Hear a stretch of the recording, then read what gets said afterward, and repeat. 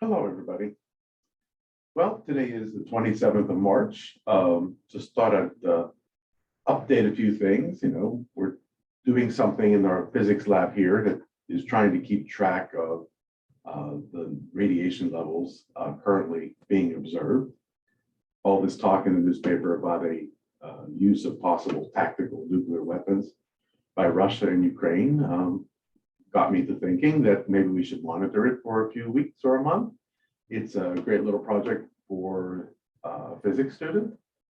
Senior projects are quite often done. So I got a student who we'll probably see tomorrow who's working on some of these radiation detectors with me and trying to just make a understanding what the current levels are. It's actually not that different than when I was a graduate student back in 1986. I was at CERN when the Chernobyl accident went off, and my thesis advisor, Dr. George Sharpak, said, let's set up a monitoring station, just to keep an eye on things for ourselves. Of course, he knew very much, like I know today, that there are professional monitoring stations going on across the United States. So that's what we're trying to do. We're trying to just monitor them. It's a great project for seniors, physics majors, and it's a learning experience for them. A little different than the equipment that we use for like normal radioactive decay with these calibration sources, but still worthwhile exercise.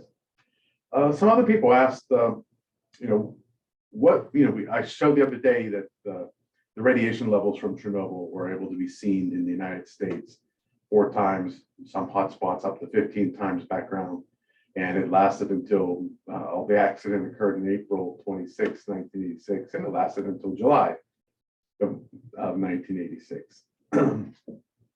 So some people asked, what would that be like compared to some tactical nuclear weapons being used?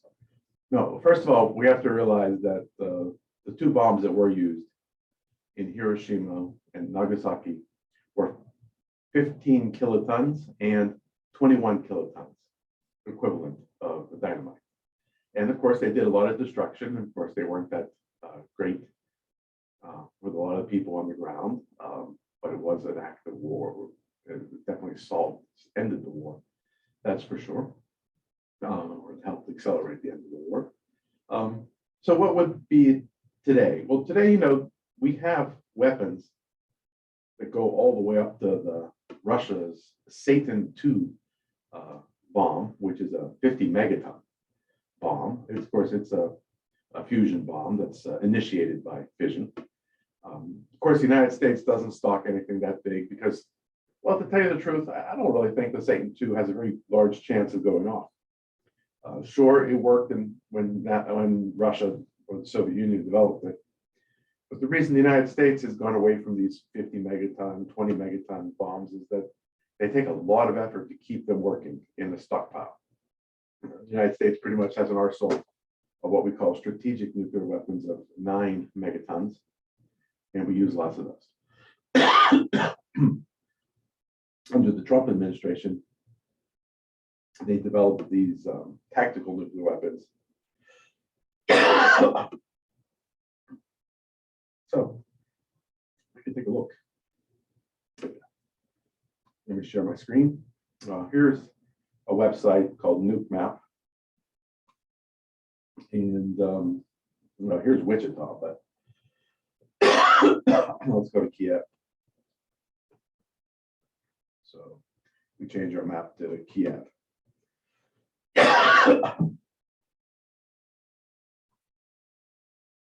Say we enter a tactical nuclear weapon, which we know Russia has in their stockpile of 10 kilotons. And then we're going to, 10 kilotons. Then we're just going to detonate it. And we want to definitely watch the fallout. So there's the detonation of it with the fallout, with the winds as they're blowing today. So here's a map of where all the fallout would occur. If the bomb was detonated in downtown Kiev, it would be a radiation plume that goes all the way out to here. And if we were to look at some of this, this is interesting because there's there's no place where you're going to have huge amounts of fallout at the level that was seen in Chernobyl. I think what we're seeing here in this plot is that it's about 1/3 the radiation dose that was from the Chernobyl accident. From one, that's of course one tactical nuclear bomb of 10 kilotons.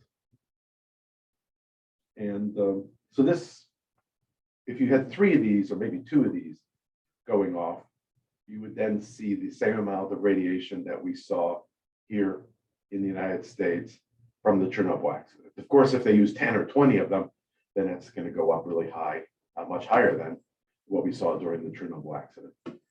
But this gives you a sense of course, it depends when it's detonated. Right now, you can see it's a little tiny air sock that's trying to show you which direction the wind is blowing. Sometimes the wind is blowing to the south, sometimes it's blowing to the north. This right now happens to be blowing to the northeast. And that was where I chose the detonation to be. And of course, the fireball that kills everything is about 200 meters across. The heavy blast damage is 470 meters across, like half a kilometer. Moderate blast damage is a kilometer across. Radiation dose that kills you in about a month is 1.25 kilometers. But then there's a lot of just radiation put into the atmosphere. So this is, and in the United States has similar tactical nuclear weapons. Trump administration designed one. It's called a variable yield tactical nuclear weapon. It can be dialed down all the way to 5 kilotons and dialed all the way up to 100 kilotons, and they're launchable from short range artillery to very cruise missiles, the type thing.